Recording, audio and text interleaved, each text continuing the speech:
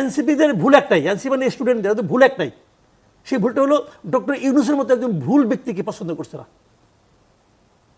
এই লোকটা এনসিপিকে শেষ করে দিছে, এনসিপি জানেও না কেমন করে তারা শেষ করে দিল। তারা বিশ্বাস করছে এই লোকটার উপর, সে শেষ করে দিছে, এই স্টুডেন্টদেরকে শেষ করে দিছে। রিয়াদের একটা বক্তব্য আমি পড়লাম, সে ইয়েকে বলছে, জাজকে বলছে যে আমি গরিবের সন্তান, টাকা দেখে মাথা খারাপ হয়ে গেছিল। যদি ধনীর সন্তানও হয়, ধরেন আমি ধনীর সন্তান অথবা ধরেন ও ধনীর সন্তান, তো ওর ধনী পিতা কি ওরা লাখ লাখ টাকা দেয় প্রতিদিন? দেয় না। কিন্তু ধনী লোকও তার সন্তানের কাছে 1000 টাকা দিয়ে হিসাব নেয়, টাকাটা কই খরচ করছো, কারণ তার সন্তানকে সে বখে যেতে দিতে চায় না। ও যখন হাতে এতগুলো টাকা পেয়ে যায়, মাথা খারাপ হবেই রে ভাই, মাথা খারাপ হবে। এবং এই কাজটা কে করছে? এই সরকার করছে। এই সরকার তাদের উপরে একটা মানে আপনার এই যে কিংস পার্টি, সরকার চাপা দিয়েছে, এই সরকার প্রধান চাপা দিয়েছে। আমি ওদের দোষ দিই না তো, বিশ্বাস করেন, আমি ওদের না মায়া লাগে। এই গভর্নমেন্ট কি করলো এই কাজটা? ওরা কি চাইছে আমাকে ওই এসিবিতে উঠাই দাও? ওকে ওরা কি বলছে আমার হয়ে তোমরা গুলি করো? ওরা বলছে সমস্ত দায় চাপছে ওদের উপর। যেখানে তারা পুলিশ প্রহরা পায় নাই, এর আগে এনসিপি বিভিন্ন জায়গায় যায় নাই, মিটিং করে নাই, মিটিং তো করছে, দরকারটা কি তাদের ছিল? এগুলি সরকার করছে। এই সরকার যেদিন গঠন হলো আমি সেদিন থেকে ক্রিটিক্যাল, কারণ ওই দিন থেকে আমার মনে হয়েছে যে এই লোকগুলি পারবে না। কোন লোকগুলি পারবে না পারবে সেটাতে বোঝার ক্ষমতা আছে রে ভাই আমার। আমি এই দেশে 36 বছর ধরে সাংবাদিকতাই করি। কেন আপনার মনে হলো যে এই লোকগুলিকে চিনি আমি, ম্যাক্সিমাম লোকগুলিকে আমি চিনি। এদের এমন কোনো অতীত নাই যারা ভয়ঙ্কর ভালো কোনো কাজ করে ফেলবে। শুনেন, এটা একটা নর্মাল গভর্নমেন্ট ছিল না। এই গভর্নমেন্টের উপর, নর্মাল একটা গভর্নমেন্টের উপর যে দায় দায়িত্ব থাকে, এদের উপর দায় দায়িত্ব ছিল আরো অনেক বেশি। এবং এরা সবাই এই কাজের জন্য অযোগ্য। এরা মেন্টালি প্রিপেয়ার ছিল না, কেউ না, ইনক্লুডিং ডক্টর ইউনূস। এরা মেন্টালি প্রিপেয়ার ছিল না। ইউনূস সাহেব যদি মেন্টালি প্রিপেয়ার থাকতো তাহলে ফ্রান্সের ওই সময় ডাক্তারের কাছে যাইতো নাকি অপারেশন করার জন্য? উনি মেন্টালি প্রিপেয়ার ছিলেন না। একটা অপ্রস্তুত লোককে আইনে আপনি বসাই দিয়েছেন চেয়ারে যুদ্ধক্ষেত্রে, এবং এটা বিশাল যুদ্ধ। এবং উনি নিজে আচ্ছা নুরুল কবিরের কাছে ইন্টারভিউ উনি কি বলছেন? উনি বলছেন ওনারা এই কাজটা জানেন না, এটা ওনাদের ফিল্ড না, দেখি করতে করতে শিখবো, বলেন নাই বলছেন। এবং উনি বলছেন অন্য যারা কারা কি করতেছে, আমি তো ভালো মতো বিষয়টা বুঝি না, তো ওনাদের আমি কি ভুল ধরবো? বুঝলেন? তার মানে উনি করতে করতে শিখ, তার মানে উনি একটা এক্সপেরিমেন্ট করতেছেন, ট্রায়াল অ্যান্ড এরর বেসিসে উনি যাবেন। দেশ নিয়ে এটা হয়? পৃথিবীর কোন একটা সরকার যদি এই কথাগুলি বলে, মাসুদ কামাল আপনার মতে কি কারা অল্টারনেটিভ ছিলেন? যারা অল্টারনেটিভ কে ছিলেন? আমার বলা দরকার, আমি অন্যদের ট্রাই করি না যে আমি নাম বলে কারে বিপদে ফেলাবো। প্রস্তুত তো কেউই ছিলেন না। প্রস্তুত কেন? কি কারণে থাকবে না? একটা আন্দোলন ছিল তো, এই আন্দোলনের মধ্যে অনেকেই ছিল, উনি ছিলেন না। এই আন্দোলনের আগে পাশে ডাইনে বাই উনি ছিলেন না। উনি যাদের কাঁদছেন তারাও কেউ ছিল না। কিন্তু আমরা তো শুনছি জাতীয় সরকার গঠন করার এক ধরনের আমি বলি এই উপদেষ্টাদের 80% উপদেষ্টার শারীরিক, মানসিক, আর্থিক এবং বুদ্ধিভিত্তিক কোন ধরনের ইনভলভমেন্ট এই আন্দোলনের সঙ্গে ছিল না। এই যে নূরজাহান বেগমের কোনো ইনভলভমেন্ট ছিল? ছিল ছিল বলেন আপনি? আলী মোহাম্মদ ছিল? আন্দোলনের সাথে ইনভলভমেন্ট না থাকলে তারা সরকারে থাকতে পারবেন না এরকম? এটা আমি বলি নাই, কিন্তু এটা হলো এমন একটা সরকার যারা একটা মানে আপনার একটা লক্ষ্য নিয়ে মাঠে নামছে, যাদের মধ্যে চেতনা, সেই চেতনা তো ধারণ করতে হবে। এরা তো ধারণ করে না।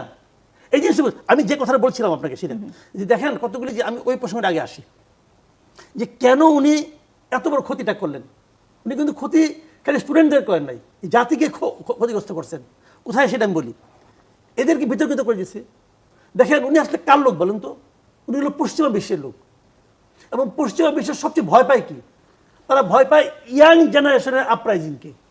মনে নাই ফিলিস্তিনিদের পক্ষে যাওয়ার জন্য আমেরিকাতে এই স্টুডেন্টদের কি করছে তারা? কামাল, এখানে যদি আমি একটু থামাই আপনাকে, যে আপনি বললেন যে উনি হচ্ছেন পশ্চিমা বিশ্বের লোক, সেটি কি একটা কারণ ছিল যে ওনাকে এই পদে তখন বসানো হয়েছিল? কারণ তখন সবাই ভয় পেয়েছিলেন যে আওয়ামী লীগের পতনের পরে যে পশ্চিমা চাপ আসবে সেটি সামলাতে উনি পারবেন না। না না তা না, আমি ওই প্রসঙ্গটা পরে আসতেছি, আগে এটা আমি শেষ করি, এই ধারাবাহিকতা আমি শেষ করি।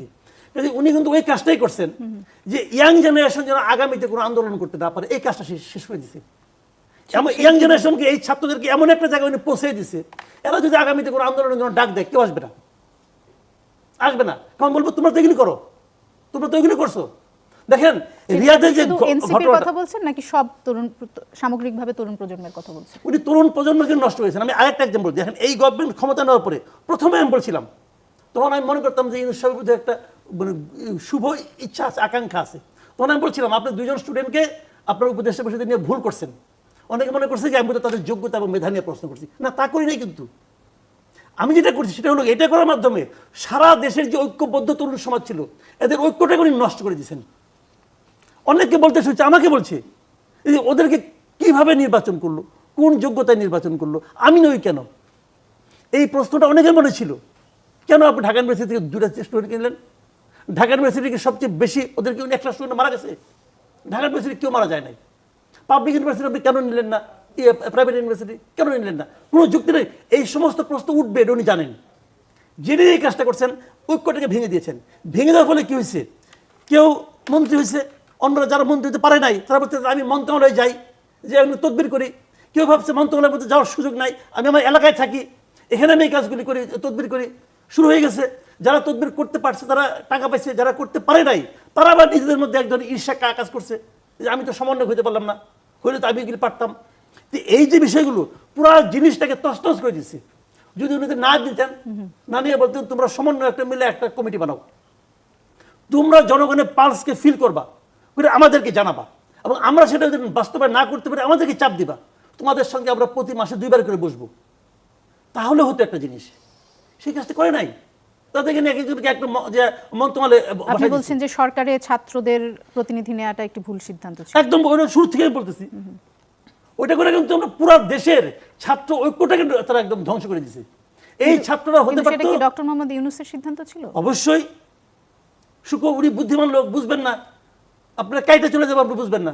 এই ভুলকে যদি এটা ধরে নেই যে এটি আমি তখন মনে করছিলাম ভুল, এটা কি উনি না বুঝে করেছেন নাকি বুঝে করেছেন? আমি তখন মনে করছিলাম না বুঝে করছেন।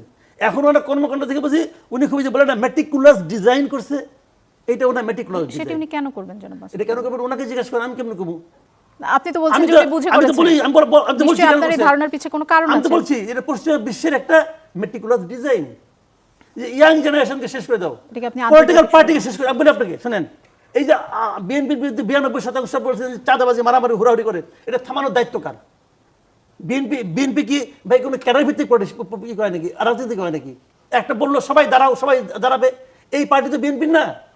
এটা থামানোর দায়িত্ব গভর্নমেন্টের। বিএনপিকে আপনি দায়ী করতে পারবেন তখন যখন নাকি গভর্নমেন্ট কাউকে অ্যারেস্ট করলে বিএনপি তার বিরুদ্ধে মিছিল করবে। এক্সাম্পলতে বলি, রিয়াদ এত বড় ঘটনা করছে, রিয়াদের ব্যাপারে কি এনসিপি কোনো বিবৃতি দিছে যে না তাকে অন্যায়ভাবে করা হয়েছে?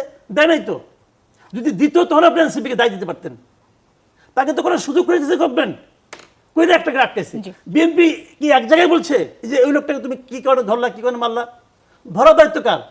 আমার ছিনতাই হয়ে গেল, ছিনতাই করলো এনসিপি লোক, আমি কি এনসিপিকে দায় দিব না গভর্নমেন্টকে দায় দিব? যে গভর্নমেন্ট কেন ছিনতাইকারীকে আটকালো না?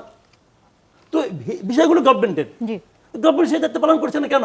মানুষকে বোঝাচ্ছে যে রাজনীতিবিদরা, পলিটিক্যাল পার্টিগুলো তোমার সমস্যার সমাধান দিতে পারবে না, বিরাজনীতিকরণের একটি জি, দ্যাট ইজ দ্য